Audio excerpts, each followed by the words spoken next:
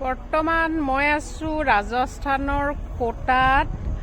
আৰু এতিয়া আপোনালোকে মোৰ পিছফালে যিখিনি দেখি আছে যে সেইখিনি হ'ল চম্বল নদীৰ যিখন চম্বল নদী আছে চম্বলৰ ফ্ৰণ্ট ভিউ আৰু ইয়াত আমি এতিয়া আহিছোঁ চাবলৈ 300 টকা টিকেট লয় আৰু পুৰা 3 কিলোমিটাৰ ৰাস্তা আপোনালোকক ই-কাৰ্টত ঘূৰাব আৰু এইফালে এতিয়া মই আপোনালোকক দেখুৱাওঁ আচল যিটো বস্তু এইখন হ'ল চম্বল ৰিভাৰ এই দিছে নাই কিমান ধুনীয়া ভিউ পইণ্ট এই আচাক দেখিছে চম্বল ৰিভাৰ কিনাৰে কিনাৰে এনেকৈ খুব ধুনীয়াকৈ বনাই থৈছে আপোনালোক আহিলে যদি কোটা আহে ইয়াত আহিব পাৰে গধূলি সময়খিনি খুব ধুনীয়াকৈ আহি ইয়াত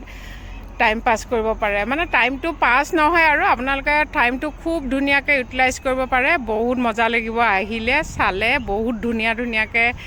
মানে বস্তুবিলাক বনাই থৈছে আৰু বহুত ধুনীয়াকৈ মেইনটেইনো কৰি ৰাখিছে